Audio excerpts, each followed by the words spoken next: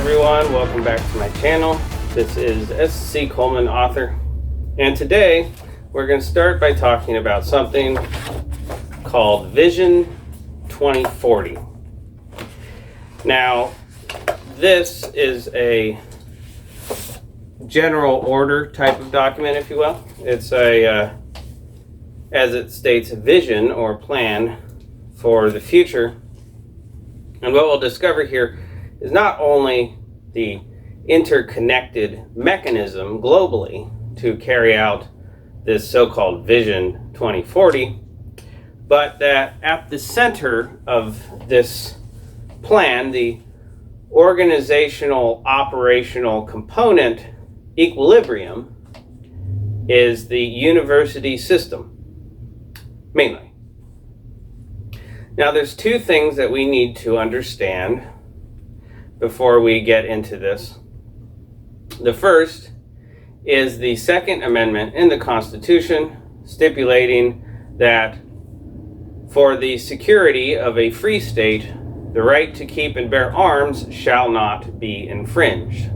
Naturally, if there are infringements on the right to keep and bear arms, then you don't have a free state, let alone a secure one. The second thing is the fact that in the U.S. Constitution, it stipulates it is the supreme law of the land. So those two concepts, those two words of arms and land, are the most important, I believe, in the context of these documents and analyzing them. Everything revolves around the control of land through the leveraging of arms, being weapons. So to start with this Vision 2040, we have the Filipino public consultations, discussions with the Filipino youth.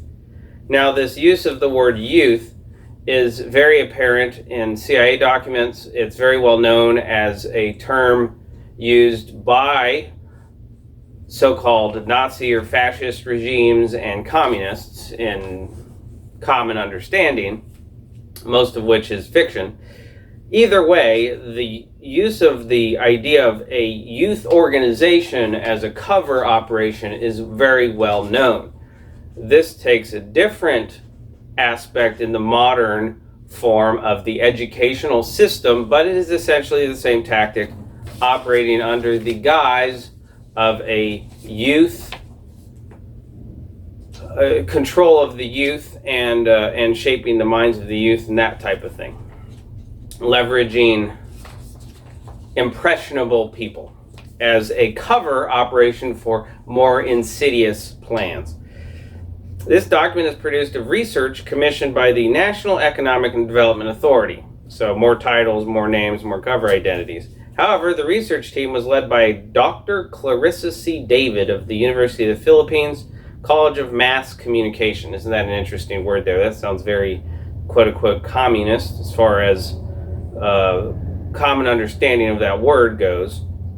Not people involved in some communal organization or in a community, but rather the cover of doing things on behalf of a community and doing it for the benefit of a small group of mostly foreign and globalist international tyrants. That is the current understanding of the word communism, and that's the one I'm using here.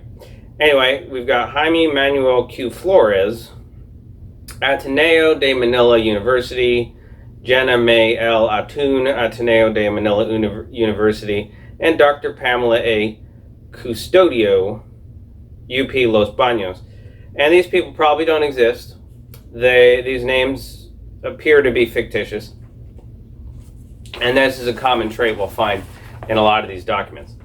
These findings, interpretations, and conclusions expressed in the document do not necessarily reflect the views of NEDA or its officials. NEDA does not guarantee the accuracy of the data included in this work. Usually when they have a disclosure like that up front, it's because they're obviously up to something really bad, and they want to just say something like, oh, you know, we're not responsible for this crap. Next, we have Uganda Vision 2040, and here we're going to get into the land, specifically in section 4.2.6, land. Land as a factor of production is a crucial resource for transformation through various business ventures and provision of public utilities. So this is something we're going to see replicated a lot, and most people are seeing it carried out now in their personal environment. And that's the leveraging of public utilities as a cudgel to force people into accepting tyrannical edicts and mandates, which in most cases are not simply treasonous, but they're also criminal acts that warrant death. Such as, if you don't do what we say, then we will cut off your access to public utilities. And when you have your access cut off to public utilities, now you're quote unquote defined as homeless, and therefore can have your property seized by force using uniformed thugs acting under the color of law.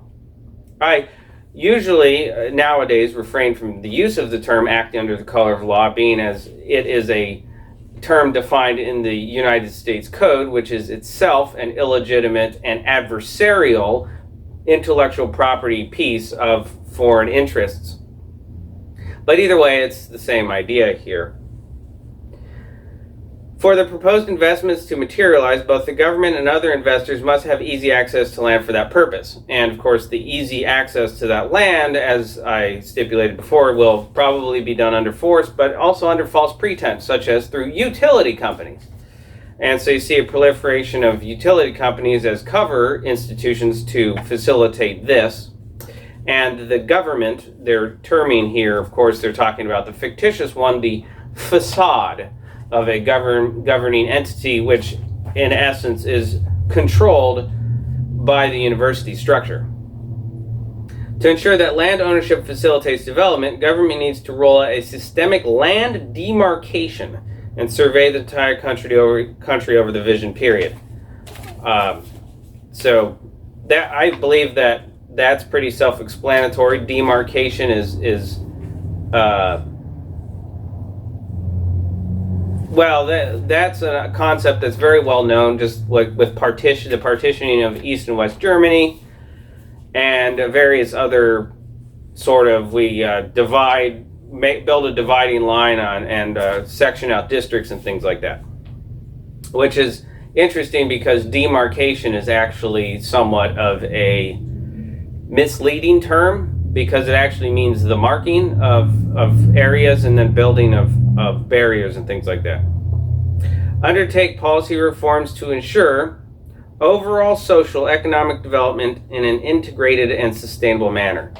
That's code word for take control by any means necessary. Now this is a typo. Government will computerize the land registration system to ensure efficient and effective land management. So basically what that means, as with everything else, is that when they control these systems, they can redact whatever they want, they can put whatever they want in there, they validate fraud, and essentially speaking, there's nothing to do about it because they control that system. And so they want, obviously, the land ownership to be a mechanized control system for them to fabricate any pretext necessary to take what they want. Government will, as much as possible, ensure that land acquisition is driven purely by market forces within the framework of the zoning laws and with minimum distortion. I'm sure many see that being played out, even though this is Uganda. This very thing is being played out currently across nearly every sector in the United States. And they're doing it, as many are aware, in their personal lives through the so-called leveraging of quote-unquote code enforcement, being the international foreign codes being leveraged through force on U.S. soil. Essentially, it's a violation of domestic sovereignty and many other concepts.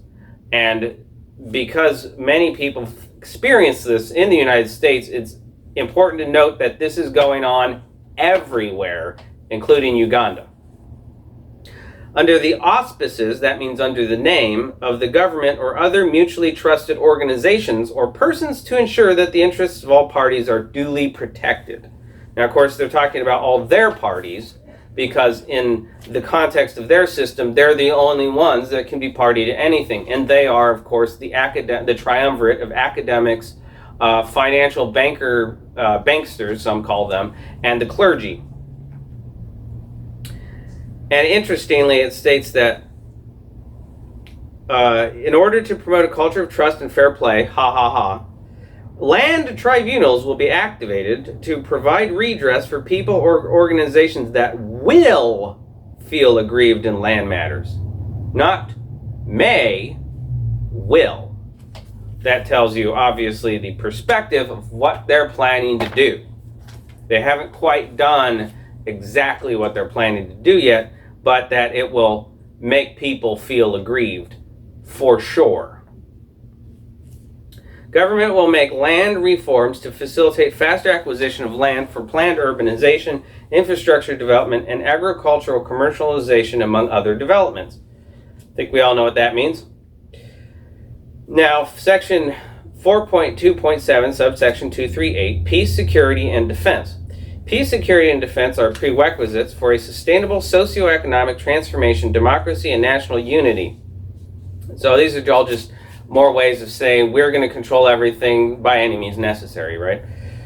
Your life, your choice, your children, all things you will produce, make, think, invent, write. It doesn't matter. Anything at all in existence, in theory, whatever, they claim control over. And they're emplacing this quote-unquote Vision 2040 to ensure that they have practical control over it as well.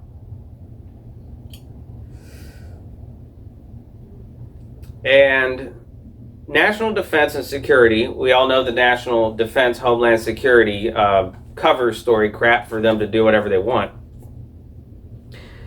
will entail ensuring national security for the people and their property, cooperating with civil authority in emergency situations and in cases of disaster, fostering understanding between the defense forces and civilians, participating in regional and international operations, and engaging in productive activities contributing to national development. That sounds exactly like the United Nations intervention cover story for them to essentially invade and occupy, against the will of the people, the land and nation, actually, control the people of that country.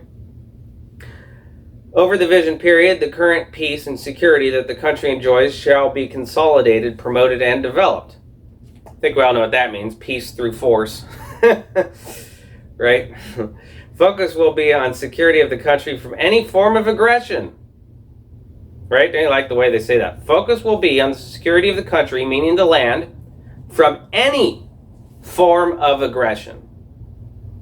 Peace building and conflict management.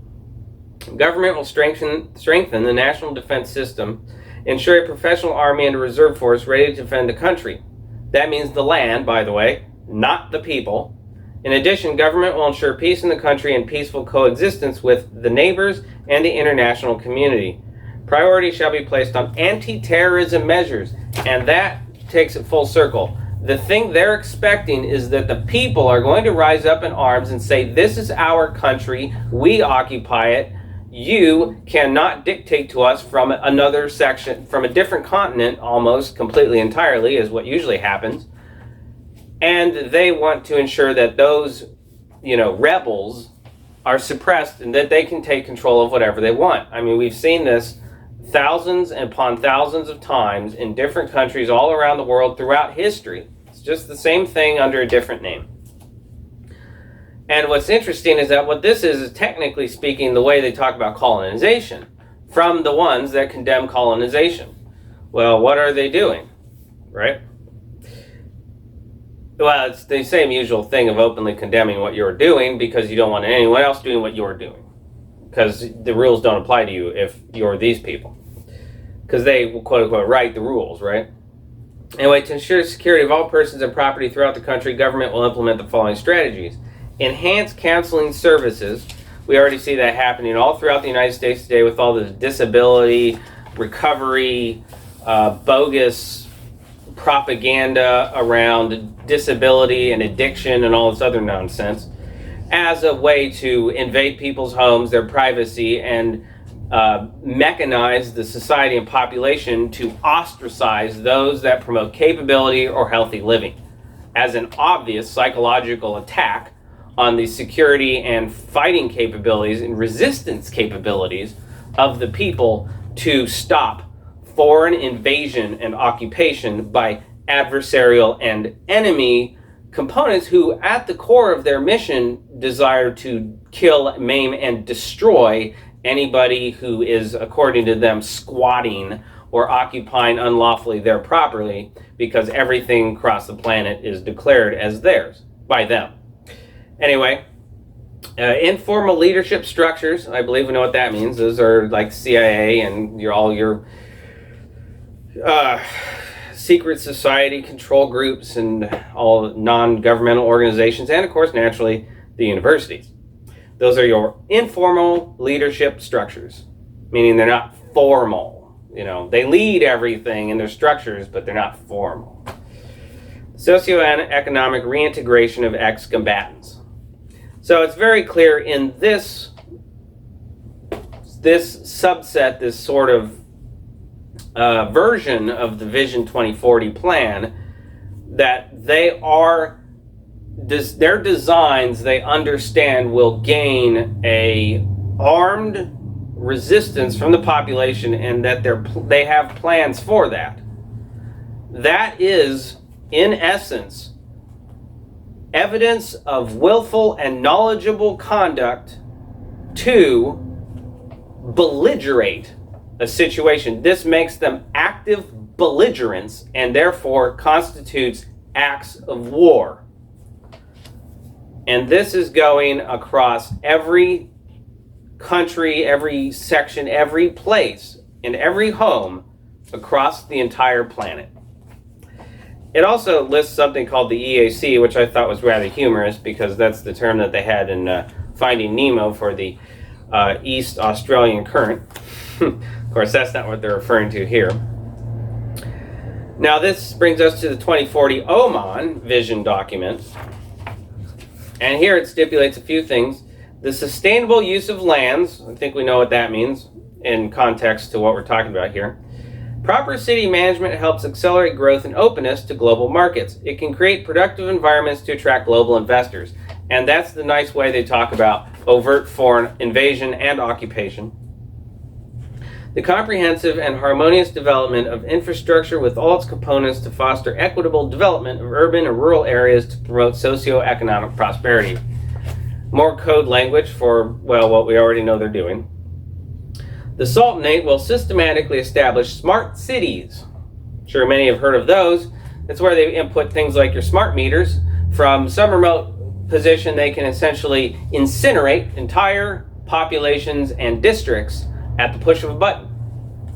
That's what your smart city is, among other things, being able to lock your car remotely, being able to lock your house remotely, essentially being able to shut you out of everything and turn anything off they want. From some unseen office, which could be a whole continent away, somebody in the office can simply press a button and shut down your smart city at will, because the population decided they had enough of this tyrannical rule. And if this is not stopped soon, then eventually it's going to be implemented everywhere across the planet, and there will be the nightmare of living under this international cabal rule and their nasty intentions that they expect armed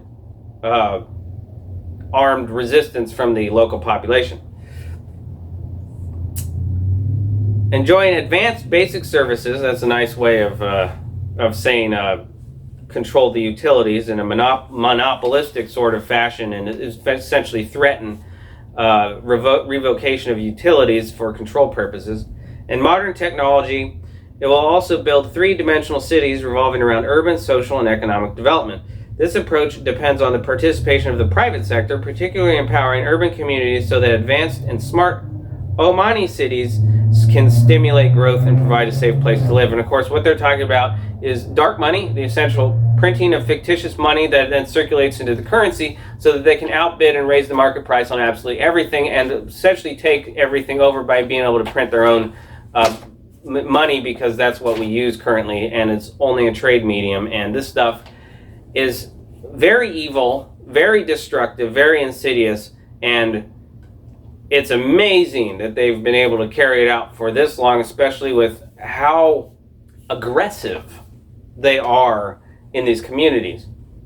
It's a testament to the level of brainwashing from the education system, the one specifically driving this stuff. And we'll see more evidence of the universities being behind this later. Plans and comprehensive schemes to develop governorates will invest in the available resources towards maximizing the usage of current and future public utilities and services in an integrated way, taking into account the different regional specificities. So that's the first time I've ever heard the use of or seen the use of the word governorates. That doesn't sound right. But yeah, basically it just said there that they plan to use public utilities like gas, water, electric, things like that, and the revocation of those as a mechanism and means to control people and their behavior and their families. Sourcing local management and leadership capable of applying the principles of decentralization will contribute to the comprehensive socioeconomic developments of governorates. I don't think that word is interesting. Such local leadership should be able to plan and make decisions in line with future national directives. They will contribute to developing their local communities by creating suitable jobs, promote innovation and development, in building the local system in each governorate, and encourage the use of state-of-the-art technology. They will ensure sustainable use and effective exploitation of land and natural resources. Now this brings us to the one from the so-called Puget Sound Regional Council. And we see this a lot with these fictitious entities inventing their own groups and organizations and operating whatever mantle artifice cover they need and just giving it the sort of facade or perspective of being legitimate. And so they decree things, they charge themselves to do whatever they want, their groups have all these official titled people in them, and that's sort of how they operate. But there is no legitimacy to any of this. Executive Board as of Vision 2040 adoption, April 24th, 2008. Some notable names on here is Council Member Linda Bird, City of University Place, other cities in Pierce County. It's an interesting thing to say there, other cities in Pierce County. So this person is declaring themselves as the administrator for all these other places too. Paula Hammond, Secretary of Transportation, Washington State Department of Transportation. Commissioner Dan O'Neill, Washington State Transportation Commission. And here it says vacant Port of Seattle and vacant Port of Tacoma. Now, all of these names and their subsequent labels to which institution they work for is just to give them the perspective of officialness. But the way these people operate is behind their frontmen, essentially, and there are those directing them from behind the scenes, international.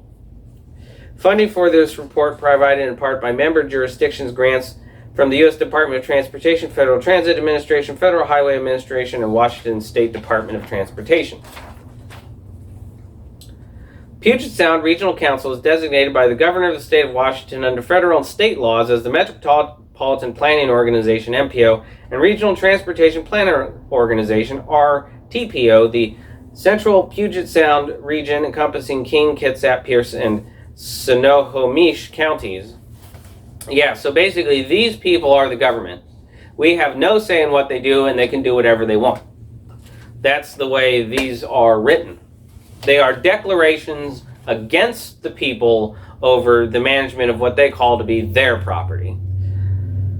And so we don't really need to read more of their nonsensical titles and all that crap. In 1992, the Regional Council was affirmed as the agency responsible for meeting the Growth Management Act requirement for multi-county planning policies, and the Regional Council adopted the 1990 Vision 2020 policies as the multi-county planning policies. 1993, the Regional Council adopted revised multi-county planning policies, and in 1995 adopted the Vision 2020 update pursuant to the above referenced responsibilities and functions. They leverage responsibilities on themselves and say that they're the ones that are supposed to manage this thing, and they've been directed to do so by foreign adversarial elements. trying to hide behind them as the front. But as we see, they've been doing this for a long time, at least since, and as according to this, 1990, but obviously before that. Address important common issues, establish monitoring efforts to evaluate the extent to which the regional vision is being achieved. Not only does that have to do with, obviously, spying and espionage, but also fits into that document of Protocol 47B, the reorganization of housing resource. The Regional Council General Assembly adopts Vision 2040. Vision 2040 supersedes the 1995 Vision 2020 document. The Executive Board is authorized to make technical amendments to the regional growth strategy to potentially reclassify cities within the Vision 2040 Regional Geographies Framework before the county set targets as required by the Growth Management Act. And there you go with more of their restructuring of housing resource, but it's more than that. It also includes all the land. It's the restructuring and reorganization of all the land into overt foreign control, leveraged through force and planned crisis and destruction. The Regional Council staff is directed to prepare, reproduce, and distribute the final Vision 2040 document, 24th day of April 2008. Now, it's interesting in the wording here.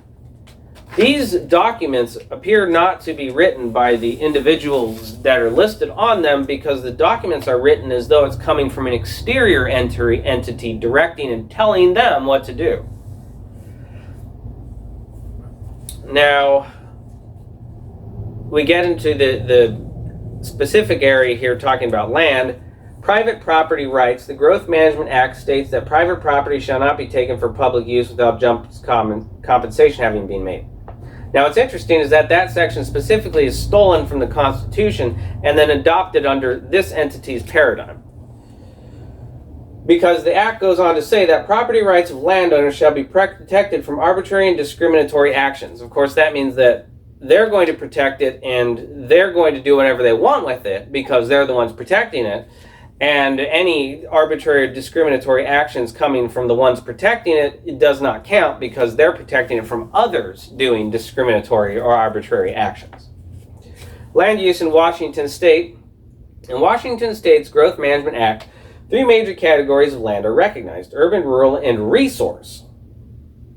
Within each category, further distinctions can be made. For example, forest lands and farmlands are 2 types of resource lands. 2 classifications of land, open space, and critical areas are found in all 3 land categories. This section addresses each of the 3 types of land identified in the Act with distinct expectations for how land functions and is to be used. Among the goals of the state's Growth Management Act are provisions to reduce sprawling and low-density development, enable efficient provision of services and facilities. So again, leveraging public utilities as a means to control the population. Vision 2040 emphasizes coordination among counties in the region to achieve compatible urban growth area designations based on need and an analysis of land capacity.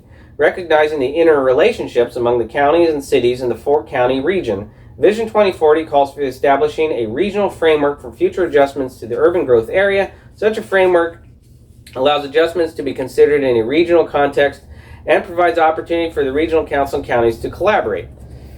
Growth targets. A growth target is the minimum number of residents, or in the case of employment, the minimum number of jobs a given jurisdiction is expected to accommodate by some future year. As part of the state's planning process, the target is an information tool intended to provide policymakers and others with a consistent estimate of how much growth is coming and where it is expected and intended to go. Targets are developed through collaborative, county-wide processes that ensure that every jurisdiction is accommodating a fair share of growth. Counties and cities work cooperatively with tribal governments in their targeting processes. Prevent urbanization of rural and resource lands. So basically what that means is that they're going to control people from moving outside of these fenced, gated communities. So it's basically just another way of saying they're going to imprison everyone in a certain area and they're not allowed to leave or go anywhere else. That's what they mean when they say prevent urbanization of rural and resource lands. And this stipulates something called Vision 2040 and centers. So those are these are different types of centers for what I was talking about, right? You'll live in a center, or people will be moved between centers, but they won't be able to go or move outside of those centers or anywhere else. Regional growth centers. Formerly designated by the Puget Sound Regional Council, regional growth centers play unique and important roles as locations of the region's most significant business, government, and cultural facilities. These centers are located in either metropolitan cities or core cities. Regional growth centers are areas of high intensity development and contain a mix of land uses and services. Major regional investment for transportation and other infrastructure should be prioritized for these locations. The region will direct growth and development to a limited number of designated regional growth centers. Now, this makes me think of something that the alleged Fairfield County Commission said, well, one of them, that funding is indicative of their support. So lack of funding is indicative of their lack of support or their opposition to something. That is how they control a lot of things, is through the financial leash. And we know how that works now that we understand the dark money, the in-depth dark money mechanism where they essentially fabricate wealth and money out of thin air, what nobody else is allowed to do but they can do, in blatant fraud, but in a way to obviously take everything over by being able to outbid and outpay anyone at all, because they can just manifest money. The region will continue to maintain and support viable regional manufacturing industrial centers to accommodate advanced technology uses. I think we all know what that means. Finally, small neighborhood centers and even activity hubs that serve as the crossroads in cities and communities of all sizes are also key in implementing a centers-based approach to development in the region. These include station areas along major transit routes, including the region's ferry terminals. Vision 2040 calls for developing central places in cities and towns of all sizes, and those are your checkpoints. Now here we have a map of this particular area, and what's interesting is that they highlight three main things: regional growth center, manufacturing industrial center, and urban growth area. Designated by PSRC. So that's just more of their tyrannical mandates and stuff. Now, here they talk about brownfields and gray fields. These terms are used for sites that are underutilized or not in active use. Brownfields are typically industrial lands that are either contaminated or perceived as contaminated. Now, notice that. They're either contaminated or they're perceived as contaminated. Now, I expect the latter is going to be applied more liberally for many different places, whatever they want. They'll just perceive it as contaminated. Gray fields usually are outdated or abandoned commercial properties such as strip retail or shopping malls, typically surrounded by large surface parking areas. These sites provide opportunities for redevelopment or infill, and they often have easier access to existing services and infrastructure. That's, of course, theft under the guise of salvage. Vision 2040 promotes the development of underutilized urban land. Areas affiliated for annexation. That's exactly what it sounds like. Within the designated growth area, much of the unincorporated urban growth area has been identified by nearby cities for potential annexation. These areas are referred to as affiliated areas or potential annexation areas. While a city may be interested in including these areas within its municipal boundaries at some future date, for planning purposes, these are not areas to which cities may assign any of their established growth target allocations. Rather, as lands under county jurisdiction, they have county-established growth targets assigned to them already. At the time of annexation, the county target for the areas is added to the city's existing target. Rural Town Centers and Corridors Program. Now that's going to relate to trafficking of arms, guns. Well, guns are included in arms. People, children, human organs,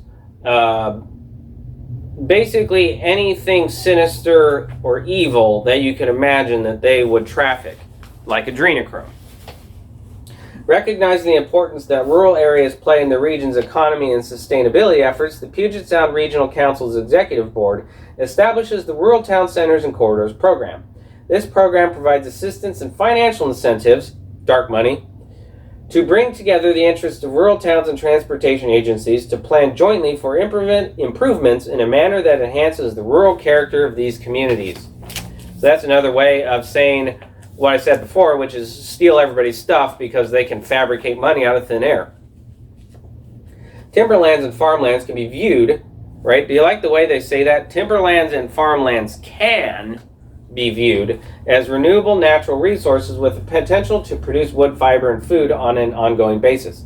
Vision 2040 seeks to permanently protect the region's key resource lands. Just means steal it, and in so many words. Research by the Puget Sound Clean Air Agency and others has shown that Western Washington forest ecosystems are in danger of becoming severely stressed by a lack of active management. I think we all know what that means. This also says something about something called a Cascade Agenda, a private initiative spearheaded by community leaders and regional stakeholders. So that seems like a code word right there. Mineral lands, while forest and agricultural lands can be managed and maintained as renewable resources, mines contain non-renewable resources. In the past, coal was mined in parts of the region. Today, mining primarily focuses on aggregates such as crushed stone, gravel, and sand, materials used to produce concrete. Reclaiming mined land is desirable for safety, health, and the aesthetic reasons, but can be costly. So there it's stipulated safety and health. So obviously they're going to occupy it under the guise of public safety, and it will probably be done by the health department or the EPA, whichever you want. The region will conserve its natural resource land permanently by designating, maintaining, and enhancing farm, forest, and mineral lands. So basically, they're going to permanently steal everybody's stuff by occupation. That's what that means. Now we come to the République du Burundi. This is in French. Projet de Vision Burundi Pai Emergent en 2040 et Pai Develop en 2060. So basically in French, this is the 2040 vision for the emerging country in 2040 and development of the country in 2060. Now this has a spreadsheet stipulating objectives to better the institutional capacity of the state. This talks about the security apparatus. I think we know what that means. Security forces. Develop the supplementary security. Augment the production with access to electricity. So again, leveraging the monopoly on municipal works for control. Better the infrastructure of logistics and the accessibility of all routes to zones. So basically, control people's movement.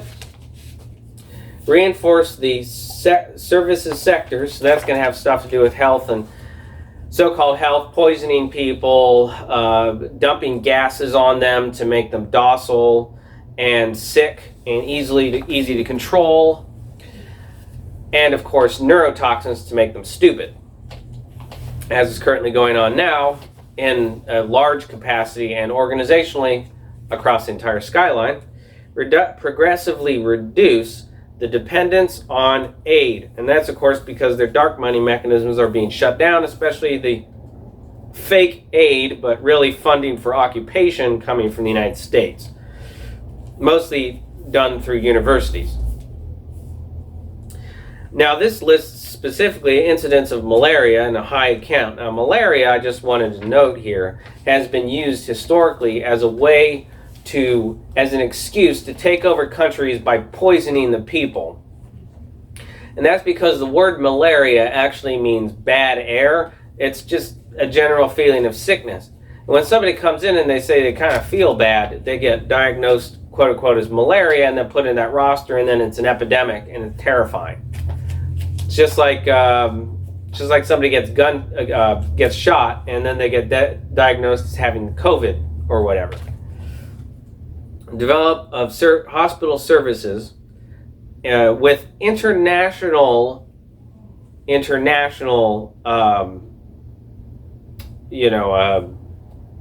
recognized internationally. So basically, they have to have international recognition to have hospital services. Develop quality education base that is inclusive. I think we know what that means. This was probably paid for by USAID, by the way. Develop, it's in the name, U.S. Agency for International Development. That's exactly what they're doing here. Develop an assignment of superior competitiveness and contribute to the development of Burundi in research and development. Research and development, of course, many know, and we'll see more here, is simply a cover identity for the core and integral components to this foreign invasion and occupation being conducted across the entire planet. So-called international development. Assure the social protection. We all know what that means. And develop access to potable water and hygiene. And of course, that's more mechanism of control by controlling the most important elements: food, water, electric, so-called, and all that stuff. This is about urbanization and promoting the logement, or the housing, decent housing. We all know what that means. And of course, this one talks about installing municipal works, such as modern ones like water, electric, and all of that stuff. And basically that's so that they can get you into that control system, and then if you're not in that control system, then they can declare you as homeless and seize your property. Protect the environment and reinforce the resilience to climate change. We know what that means. And put inscriptions with the names of patrimony, or universal patrimony of UNESCO. And this specifies hotels in the nomenclature of EAC. So obviously EAC has something to do with hotels. A strategic plan for thriving a sustainable bioeconomy. That is from the U.S. Department of Energy, Energy Efficiency and Renewable Energy, Bioenergy Technologies Office. Support development, measurement, and monitoring of sustainable indicators. So espionage and spying. Sub-strategy, develop and demonstrate sustainable resources management practices that reduce costs, improve environmental performance, and increase social acceptability. So, you're going to accept it or else. An integrated landscape approach to implementing bioenergy supply chains can reduce a number of environmental and socioeconomic risks to the industry. These risks include public resistance. What a shocker. It also emphasizes something called land managers. And here we have the cover page for the Vision 2040 for Stockholm, Sweden. And next we have Vision 2040, a roadmap for integrated multi-scale modeling and simulation of materials and systems, March 2018, NASA. The Vision 2040 roadmap was prepared under the direction of Dr. Zhuan Liu, Senior Materials Engineer, Pratt & Whitney, and Dr. Stephen M. Arnold, Technical Lead, Multi-Scale Multi-Physics Modeling, Structures and Materials Division, NASA Glenn Research Center. Additional input and leadership was provided by Dr. Edward Glassingen, Dale Hopkins, and Dr. John Lawson of NASA, Dr. Andrew Boyne, Dr. David Furr, Dr. Raiv Naik, Jamie O'Connell, and Dr. Vasicht Venkatesh of Pratt & Whitney, Air Force Research Laboratory, Dr. Jiansheng Guo, and Dr. Mark Sammons of SE Group, or ESI Group, Dr. Jonathan Gross, Dr. Katie Gregerson of Rolls-Royce, Dr. Sergei Berlatsky, and Dr. Rajesh Kumar of United Technologies Research Center. So, of course, again, the cover of research. And Dr. Teresa Pollock of University of California, Santa Barbara. The report would not be possible without the contributions of nearly 200 volunteer experts. Special thanks extended to Dr. Hyun-Sun Alicia Kim of University of California, San Diego, Dr. David McDowell, Georgia Institute of Technology, Dr. Mike Shepard of MTS Systems Corporation, Stephen W. Smith of NASA Langley Research Center for the significant contributions. Nexit Group supported overall Phase 2 work and prepared this document. Jared Coasters, Jack Holmes, Julian Puckett, Ross Brindle, Melissa Allen, Annie Best, and Dr. Shegwan Su are primary contributors Additional thanks are extended to the American Institute of Aeronautics and Astronautics, AIAA, and International Association for the Engineering, Modeling, Analysis, and Simulation Community, NAFEMS, and the Minerals, Metals, and Materials Society, TMS, for hosting the expert workshops that provide essential input to this report. So as we find throughout most of these, the individuals involved are academics, doctors, people of titulary, so again, like I mentioned before, the triumvirate of clergy, academician, and banksters or financiers, the essential new nobility. Trade names and trademarks are used in this report for identification only. Their usage does not constitute an official endorsement, either expressed or implied by the National Aeronautics and Space Administration. So obviously trying to indemnify themselves of responsibility for the heinous crap they're about to write. Or was written by somebody else overseas behind a desk somewhere, or maybe leveraged from students or even a computer program. Vision 2040 contributors by affiliation lists academia at 35%, but I bet that is a lot higher. Recommendations contained in this report do not represent the vision of any one individual organization. This vision reflects a broad community consensus. I think we know what that means. It's their community. Project partners, of course, as I mentioned before, the University of California, Santa Barbara, and the United Technologies Research Center. Now this puts into context a video game that I played recently called Ghost Recon Breakpoint.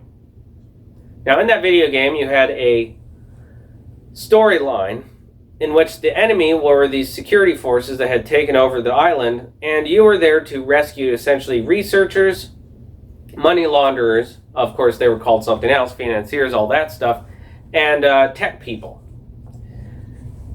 What this video game and what you find replicated in television and movies, especially recently and after 2020,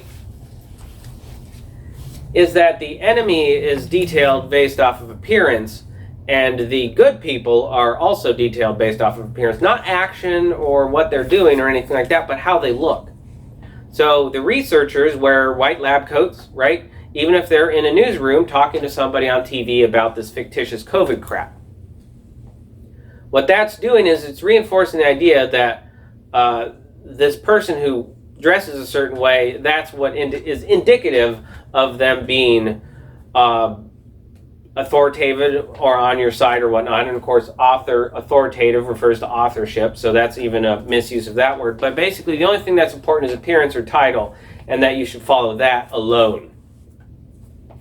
And of course, this idea that you're going to need to protect researchers, and that's because they are inculcating the emotional embedding of the defense of someone based off of what they're doing to attempt to get the communities to protect them from the heinous activities that they are in fact inflicting upon those very communities. To achieve the collaborative environment ecosystem called for in this 2040 vision, new kinds of data sharing, and data analytical tools, so spying and espionage, advances in modeling capabilities, greater interoperability, updated collaborative approaches, common standards, and a shift in culture and human factors are necessary to set the industry on a path to a more cost-effective discovery, design, and manufacture of future aerospace systems. Now here it's got the three main, or actually four titles that I listed. Well, I guess I include researchers into academia and quote-unquote educators as well, but it lists funding managers. So there's your dark money and money laundering. Corporate leaders, that's your fake government crap. And of course, naturally, just the fake government crap, because all the government's corporate, so quote unquote. Researchers are going to be your spies, and then educators are going to be child trafficking, facilitation, all that type of stuff. Now, educators could also include quote unquote clergy. Vision 2040 overview includes a detailed breakdown of the 2040 vision and its end state characteristics, as well as a strategy for encouraging shifts in the current paradigm to enable more rapid and revolutionary changes within the materials design community. Also outlines the most critical challenges that must be overcome to achieve the envisioned ecosystem, as well as a set of recommendations and priority actions that undertaken can move the broader materials, science, and engineering community along the pathway to 2040. So like I said before, this is the international global plan for restructuring control into overt, interconnected facade, and obviously steamrolling over any type of domestic tranquility and just washing away any resistance as they see it. Ensuring long-term study relevancy. Since the Vision 2040 roadmap forecasts more than 20 years in the future, it should be considered a living document, periodically reevaluated and revised to remain current and relevant to ensure the continued community consensus that is vital to achieving the end state. That's their community consensus. NASA, with input and support from the scientific community, should regularly revisit this roadmap as needed to provide updates not only within each key element work area, but also with regard to pacing of proposed development based on time, difficulty, and expense, efficacy of established metrics, emergence of disruptive technologies, changes in legal, regulatory, and or funding landscapes. So that is, essentially speaking, when they mean sustainability, that's what they're talking about. Now this has the Lumina Understanding 2040 goal, essential elements. By 2040, 75% of the adults in the U.S. labor force will have college degrees or other credentials of value, leading to economic prosperity. That means brainwashing people to make them into workable minions. We will initially measure economic prosperity as people with college degrees, certificates, or industry certifications. Working age adults, ages 25 to 64 in the United States who are part of the labor force, that is, individuals who are working, unemployed, seeking work, or serving in the U.S. Armed Forces, will be included. As of 2023, the most recent year for which data are available, 44.1% of the working age adults in the U.S. labor force have degrees, certificates, or industry certificates. Now, I expect in the future that that number is actually going to drop significantly rather than increase. But of course, they want that goal to increase because it's all about control. Speaking of books, buy books from me, written by myself. I've done my own editing, I've done my own writing, I've done my own cover and artwork, so you understand that there's no individuals coming in and revising and tweaking little parts to sanitize it. At SC Coleman, author, all one word, .bigcartel.com.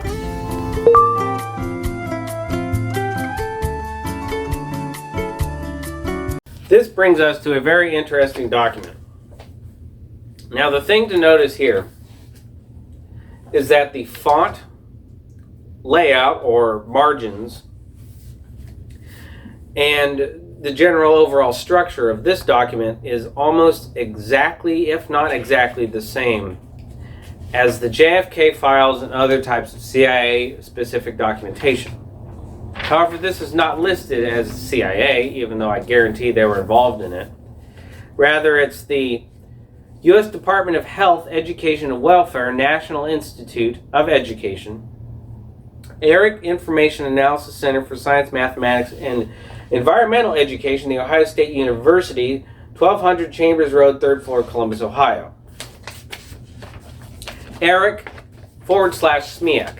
Now, in my experience, SMEAC, or SMEAC, is an acronym for writing reports in the Marine Corps. They're using it in a different format here, which is essentially a classification method. As you can see in this paperwork, ERIC/SMEAC is listed at the top of the page as a classification mechanism. It's where you would normally put something like the word secret, confidential, privacy sensitive, whatever. This is a separate classification. Through a network of specialized centers or clearinghouses, each of which is responsible for a particular educational area, current significant information relevant to education is monitored, acquired, evaluated, abstracted, indexed, and listed in ERIC reference publications. SMEAC is the Science, Mathematics, and Environmental Education Information Analysis Center. Before that, it was the Science and Mathematics Information Analysis Center, SMAC. And before that, it was the Science Education Information Analysis Center, SEIAC. This publication was prepared pursuant to a contract with the National Institute of Education, United States Department of Health, Education, and Welfare.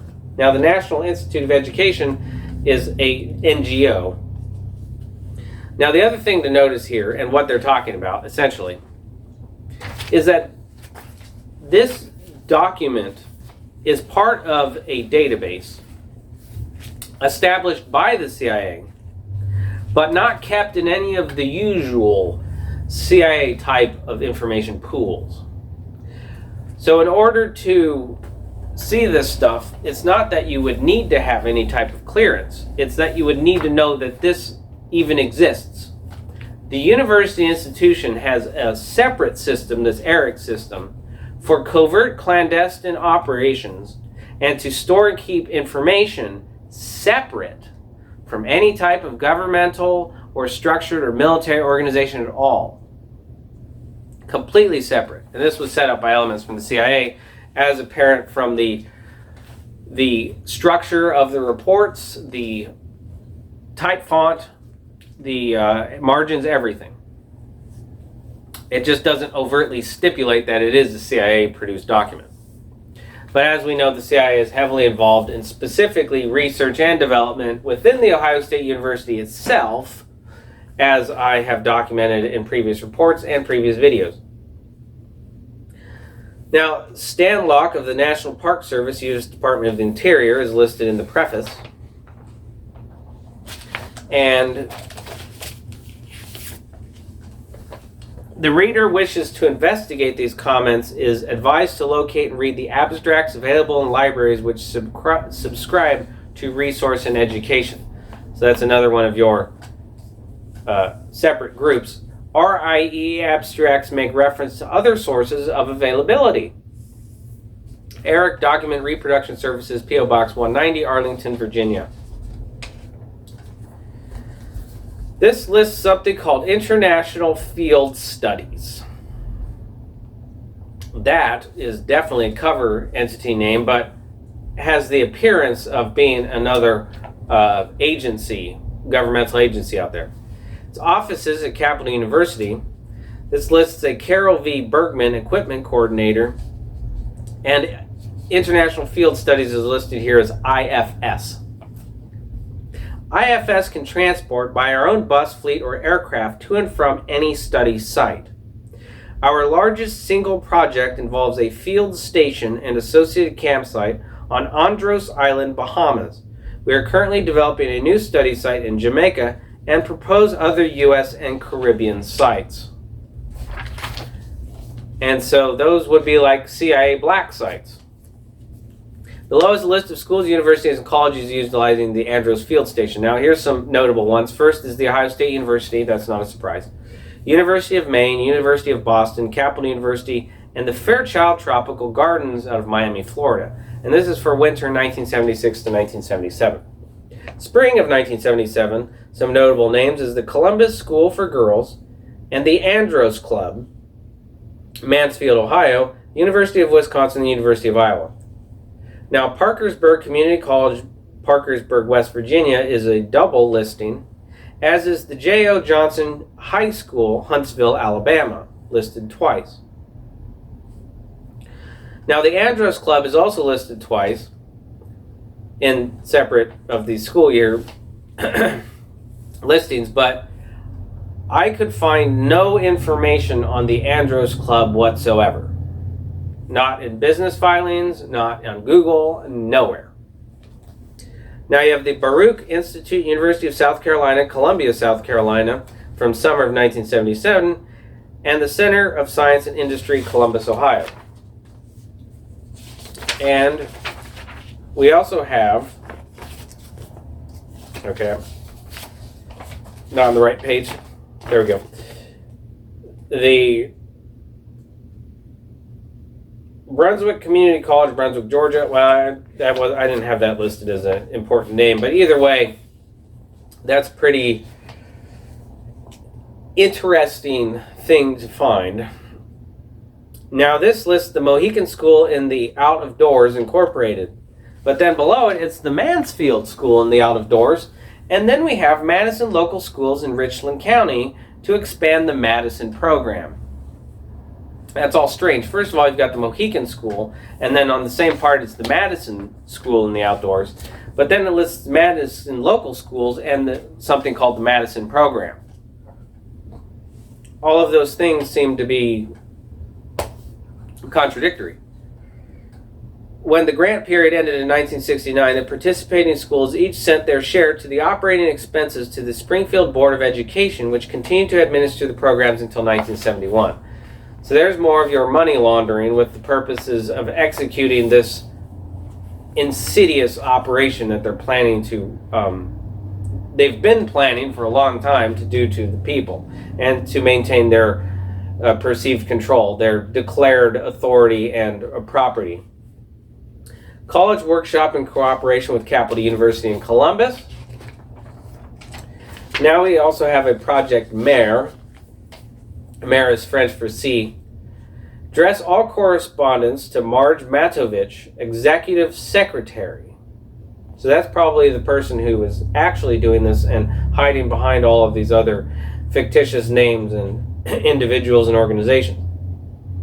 Support from the Diocese of Oakland, so there's your Jesuits. San Francisco Bay Delta Estuary Complex, that's probably one of your other field sites.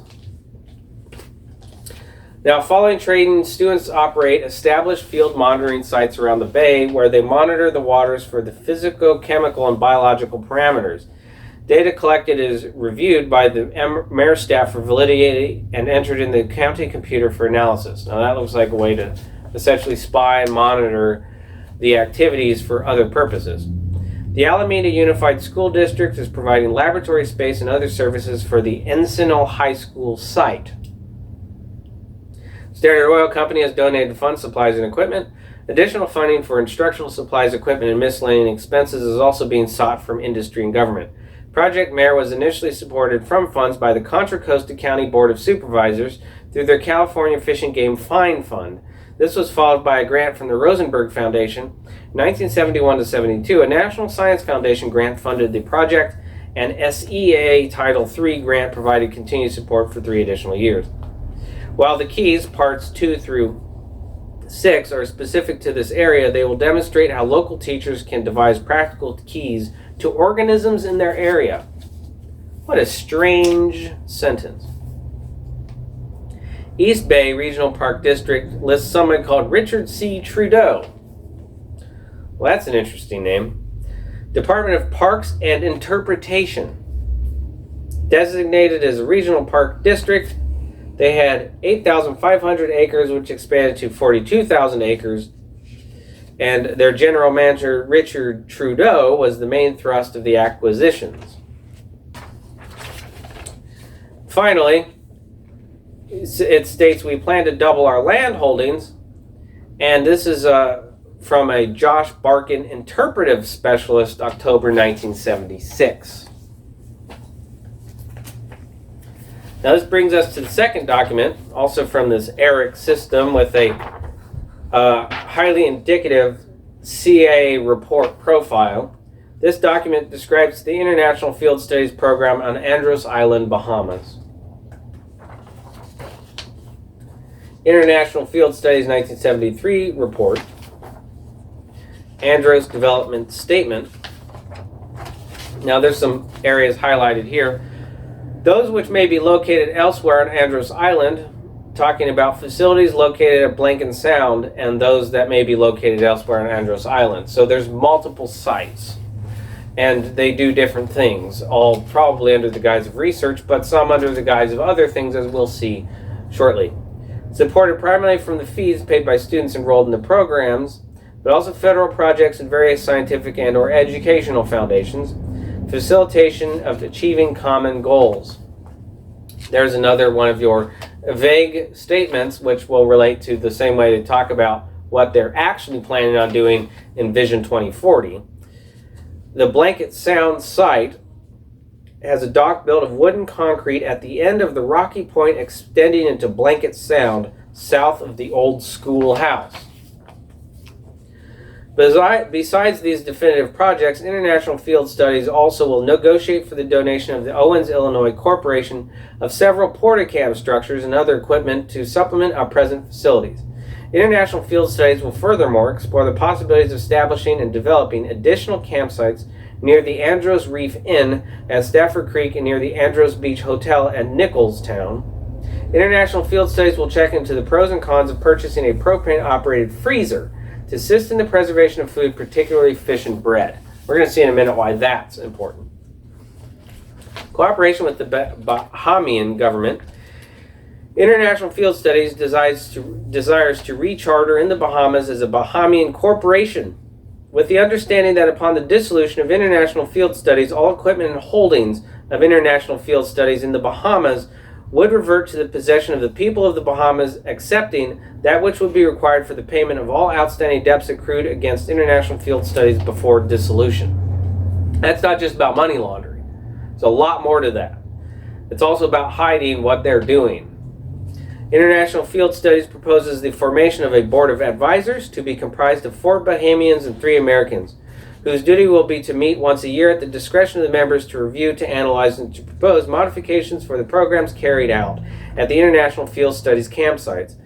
This board will also audit and review the fiscal budget of the programs carried out. The members of this board would consist of 1 representative from each of the Ministry of External Affairs, the Ministry of Education, and the Ministry of Fisheries and Game. The commissioner for the district in which a particular International Field Studies site is located, and in the case of the Blanket Sound site, this will be the commissioner of Fresh Creek.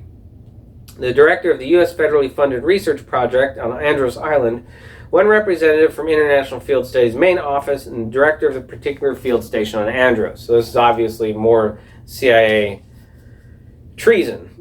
In concise form, this paper has been prepared to outline the present proposals for the development and or improvement of the field station on Andros Island by International Field Studies with regard to financial support, money laundering, building projects, and governmental associations, like the CIA.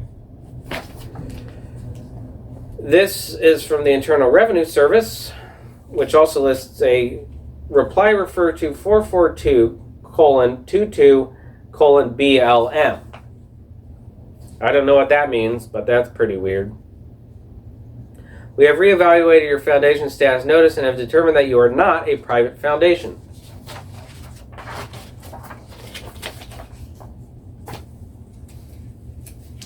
Now, in the state of Ohio, we have the International Field Studies Incorporated listed at 1550 Old Henderson Road, E268, Columbus, Ohio. This is from 2016. It lists a Walter B. Bohl, B-O-H-L, and a Lindsay Christ. Same address. Statutory agent, Lindsay Christ, for International Field Studies Incorporated. However, this is signed by the treasurer and alleged Robert N. Singletary. That's a weird name. This document is from 2006. The Andros Property Management, LLC, Black, McCuskey, Sowers, and Arbaugh, 220 Market Avenue, South STE 1000, Canton, Ohio, 44702. Canton, Ohio is listed as a particular area of interest as far as CIA documents from the JFK files goes. The purpose has nothing listed. And it has a Kathleen H. Thomas, 16201 Brewster Road, Cleveland, Ohio. Canton is, relatively speaking, close to Cleveland, so that's not too strange. The consent for use of a similar name of entity giving consent is Andros Properties, LLC. It gives its consent to use Andros Property Management, LLC. Signed Kathleen H. Thomas, member. So it's the same name on both documents. In Florida, we have the International Field Studies Incorporated, filed in January 10th of 2025, with the current mailing address of 1550 Old Henderson Road, E268, Columbus, Ohio. However, this lists a board chair of Jack Hedge, same address, and Michael England, same address. Then we have International Field Studies Incorporated from 1995, filed in Florida, with a listing of 709 College Avenue, Capital University, Columbus, Ohio, U.S., and that the date of incorporation was 1975. This has a James B. Hughes out of Columbus, Ohio, a Rose M. Blanchard out of Westerville, Ohio, Walter B. Bohl, Columbus, Ohio, and Lucy William, Worthington, Ohio. This brings us to a 1996 document, Andros Isle Limited Partnership, with a customer, Mr. John Cousin, Fraggart and Frieden, PC, Chesapeake, Virginia, but with the contact person of Cindy Helen Jarvis. This corporate general partner, Sandler at Andros Isle Incorporated.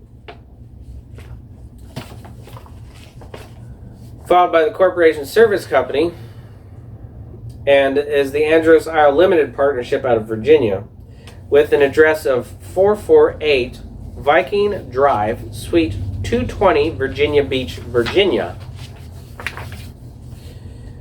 with a Stephen B. Sandler, which is, I guarantee, fake name.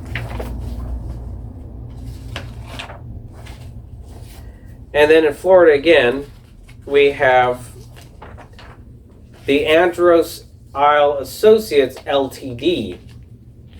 2221 or 2121, my bad, 2121, Ponce de Leon Boulevard, PH2, Coral Gables, Florida.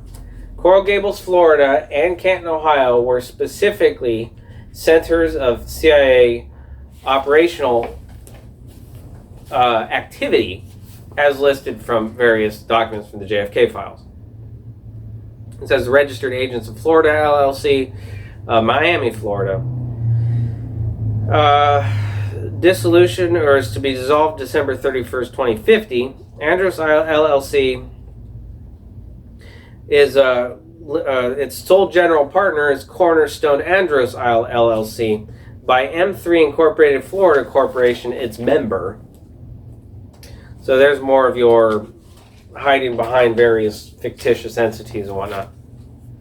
Now in Virginia we have Andros Isle Limited Partnership with Raymond L. Gottlieb. That is yet another name heavily affiliated with the CIA, Gottlieb, being Sandy Gottlieb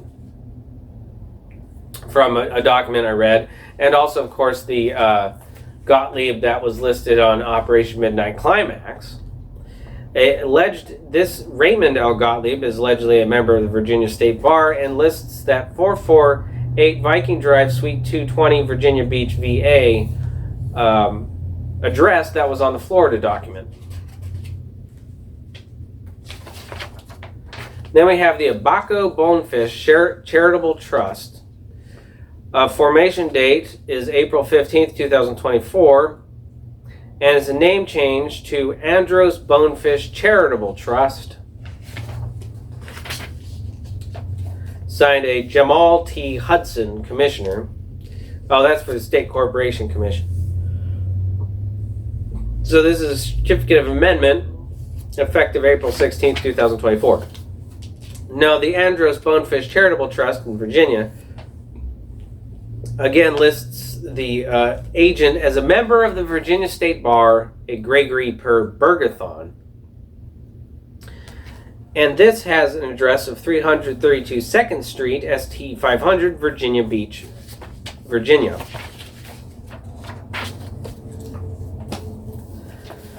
Now, moving out of the United States, the Washington International Studies Council Incorporated is a state corporation, registered with the State Corporation Commission, Commonwealth of Virginia, United States. This document is from the Companies House in the United Kingdom, filing in electronic format from January 31st, 2023. Overseas entity lists Crystal Plaza 1 Suite 503A 2001 Jefferson Davis Highway, Arlington, Virginia. Service address 3rd floor Chester House, 2127 George Street, Oxford, United Kingdom.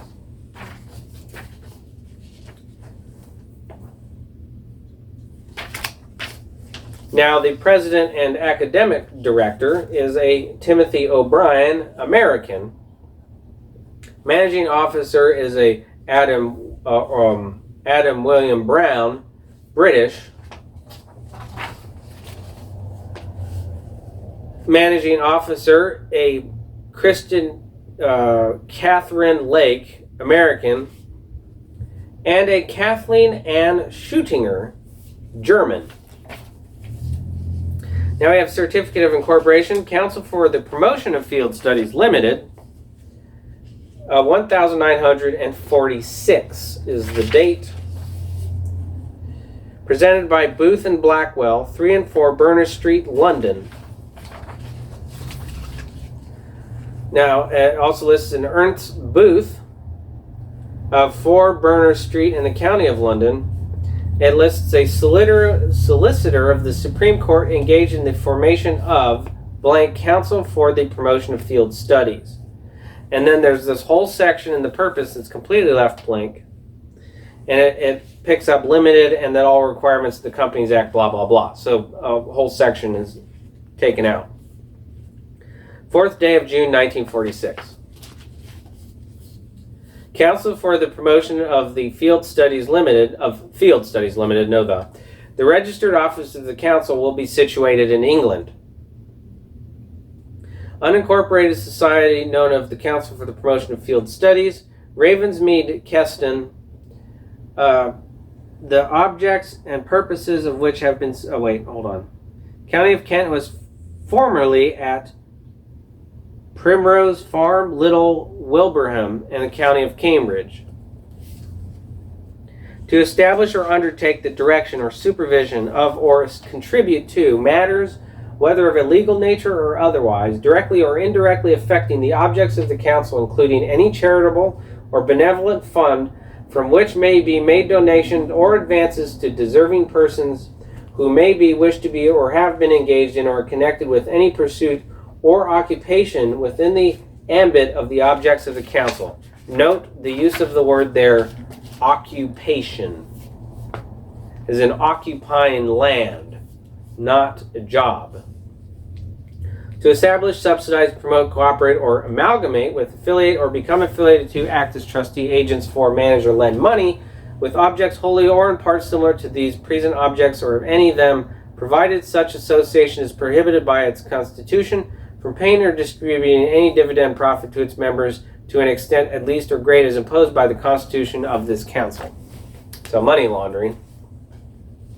To establish and support or assist the establishing and support for associations, institutions, funds, trusts, and conveniences calculated to benefit employees of the council or the dependents or connections of such benefit employees, members, or blah, blah, blah. So it goes on with more of what you would expect from this type of thing. Down here we've got a signatures page. And we also have, from the 3rd of January 2020, a name change from Staplemead Ltd. To Andros UK Limited. Now this brings us to the Sustainable Development Master Plan for Andros Island, February 2017. Andros.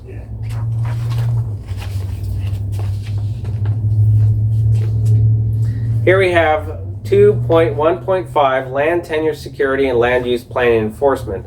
This is, of course, going to have to do with the Vision 2040. Not just in Andros, but also nationally. Squatting is a major issue. And of course, for squatting, they mean anybody who's occupying land without, well, their land, right? Anybody's occupying their land. It's like you say, the neighbor's house is now mine, and anybody living in the neighbor's house is squatting. That's how they do it. The government of the Bahamas realized the increased threat and pressure from unguided development, growth, and the government's inability to effectively steward land resources, embarked in 1998 on a national GIS project.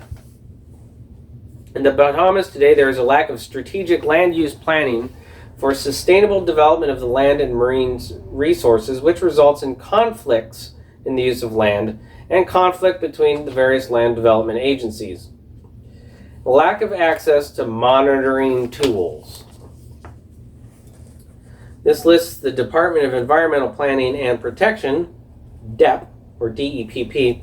Work is currently underway for National Development Plan, which would seek to lay the foundations for land administration in that relationship of land parcels. The use to which the land is put and the proprietary interests residing in the land would provide a means of achieving a sound fiscal base to meet social and community needs. Many of us are already familiar with that type of criminal activity. This lists the human activity sector with regard to climate change and creating a land cadastre to establish land ownership in Andros.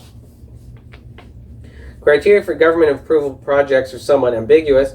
Different standards exist for international versus national investors and for the relative size of the development. Of course, they want to make it completely aware that this is going to be an international occupation. No building codes for construction in sensitive areas, sand dunes, or flood areas. And anybody who resides in the United States is probably familiar with how those codes are being leveraged against the local population in quote-unquote inciting conflict. And then, of course, those people can be labeled as domestic terrorists so they can have everything else they own, including their children. Well, you can't really own children, but they claim ownership of your children as well. So, Andros UK Limited, correspondence address, Andros Industrial Zone, Biard-sur-Cère, France. Appointed on the 2nd of November 2018. And now here we have a gummy imported from France. Gummy Fruit Me Up introduces fun, flavorful, and healthy gummies that your kids will truly love. Our made in France products are delicious, preservative-free gummies, blah, blah, blah. And this is in Vietnam. So, essentially speaking, it would not be a long shot to guess that the Andros Island sites are trafficking likely human organs, drugs, and other types of commodities that require refrigeration. And it's an international conspiracy. Now, referencing again the wording in the Second Amendment to the U.S. Constitution, in the interest of the security of a free state, the right to keep and bear arms shall not be infringed. And naturally, if you're infringing on the right to keep and bear arms, then not only is the state not secure, but it's not free. SIPRI, Stockholm International Peace Research Institute. The institute is financed by the Swedish Parliament, but the staff and governing board are international. The governing board is not responsible for the views expressed in the publications of this institute. So now you know right there that what's going to be contained in this document is particularly heinous, because they had to get that out of the way before they even mentioned who's on the governing board, which, as usual, is Dr. Wilhelm F. von Elkelen, Netherlands, Professor Dr. Helga Hoftendorn, Germany, Dr. Catherine Kelleher, United States, Professor Ronald G. Sutherland, Canada, and Dr. Abdullah Tukan, Jordan. Also a Dr. Adam Daniel Rotfeld, Poland. Arms Procurement Decision Making, Volume 2, edited by Ravinder Pal Singh. Published in the United States by Oxford University Press Incorporated, New York, SIPRI 2000. And now, as though attempting to absolve themselves of all liability for this piece of treason, first published 2000, all rights reserved. No part of this publication may be reproduced, stored in a retrieval system, or transmitted in any form or by any means without the prior permission in writing of SIPRI or as expressly permitted by law or under terms agreed with the appropriate reprographics rights organizations. Inquiries concerning reproduction outside the scope of the above should be sent to SIPRI, Signal Stinggantan, however you say that, 9S 16970, Solna, Sweden. You must not circulate this book in any other binding or cover, and you must impose the same condition on any acquirer. Wow. Now, why do they not want people seeing this? Why would you make something and then say, oh, we don't want anybody looking at it? Makes you wonder. Introducing restraints on national arms procurement. Where public debate on the alternatives to military capability for national security is not encouraged, the military tends to take the lead in identifying national security problems and implementing those solutions that its capacities permit. The challenge, therefore, is to find out how to consolidate peace by institutionalizing security policy and decision-making processes that interpret security from the perspectives of the broader interests of society. Now that's a lengthy way to say that you're about to implement the constitutional definition of treason and seek to spy on and actively disrupt military capabilities. In the first phase of the project, studies were conducted on the arms procurement decision-making processes in China, India, Israel, Japan, South Korea, and Thailand, leading to publication of Volume 1 in 1998.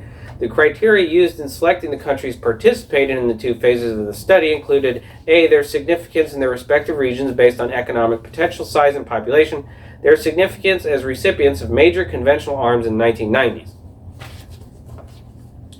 Studies of security decision-making in countries which are in the process of democratization, yeah, that's a nice word for what they're doing, are of particular interest for the light they shed on issues of public accountability and public availability of information generally, because security matters are always sensitive. That's true, everybody knows that. Strengthening the role of society in monitoring defense policy. The lack of or weakness in a statutory right to information which is necessary if the military, officials, and others involved in arms procurement are to be held accountable. So like I said before, a nice way of saying that they want to snoop on and disrupt the capabilities of militaries. Now, why would you want to do that? Other than completely removing the ability to bear arms at all from any of the people, including those in the military. Now, I personally know that we were not allowed to carry weapons on bases. Why would you want to do that? Well, exactly right here. And, of course, to implement their Vision 2040 by force, because they're going to have all the arms. Because they'll control the procurement processes. In assessing military needs and capabilities, and in particular the processes and methods for determining those needs, there seems to be a genuine requirement for validation by agencies external to the military organization. Interestingly, one of the types of those agencies they call vigilance commissions. The military, meanwhile, tends to react against research such as this. You mean the military doesn't like to have foreign adversarial elements butting its nose into their business and attempting to reduce their capability of procuring arms, and that's what they mean by the use of the word research. The principle of the separation of powers means that decision-making and implementation remains in the hands of the executive. In all other stages of the decision-making cycle, statutory authorities to monitor, review, and scrutinize the executive policies, its decisions, and the methods it employs to arrive at those decisions. The challenge is designing a method by which the constitutional role of the legislature can be exercised in a purposeful and professional manner. And of course, it will be quote-unquote exercised by these elements hiding behind the facade of their peacekeeping missions.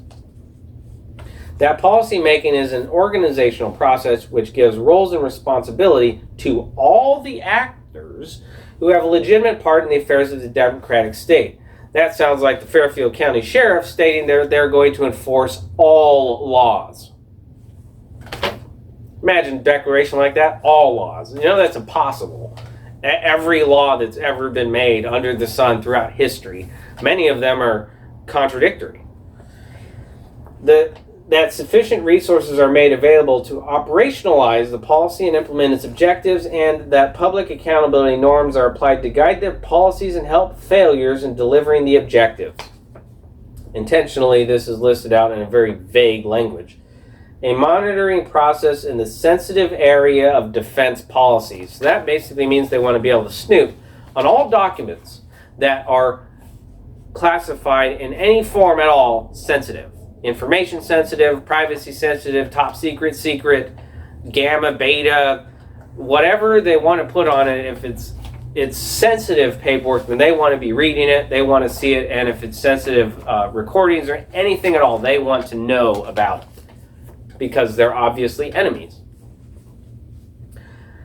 Now, some other things that are listed here under the four major themes of this study. We have techno-industrial issues, Equipment modernization and the building of a national defense industry. So they want to control that. Technology assessment. Trends in weapon system development from an R&D perspective. Again, there's that word there, research. And range and level of participation of the private sector in the national defense industrial base. Here it lists something called elite motivations in the choice of equipment or sources. Arms procurement and organizational behavior of the structures at the top level, so they want to control the brass and their behavior. And this also lists something called cultural codes. The scope of this study is limited to the decision-making processes related to arms procurement by the state through domestic production and imports, focusing on the procurement of major conventional weapon systems.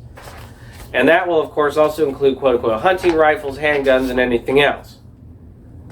Experts on the topics specified in the research questionnaire were identified with the help of local research institutes. National experts from the countries involved were assumed to be best able to identify strengths, mainly on open sources, but also encouraged to draw from their own experience. Authors of these papers were asked to analyze the role and functions of the different agencies and organizations involved in arms procurement decision-making.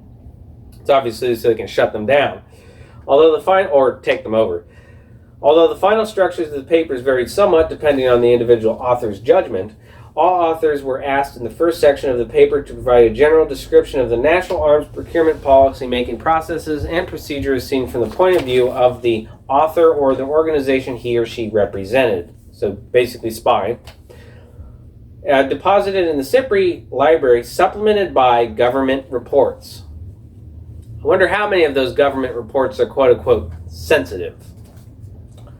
The review process for each country study included the soliciting of 2 or 3 reviews in the country, internal reviews by the project leader and SIPRI researchers, and external reviews by 1 or 2 experts, who independently and anonymously provided comments. The entire pool of experts consulted forms a substantial network for providing professional resources to national publics, legislatures, and opinion makers. It's an interesting title there, opinion maker. The network is also of great potential use to the international research community specializing in 1 or more of the themes under study in this project. One added benefit of the project was not envisaged at the earlier stages is the horizontal networking which developed between participants from different countries. They don't really like excessive social activity.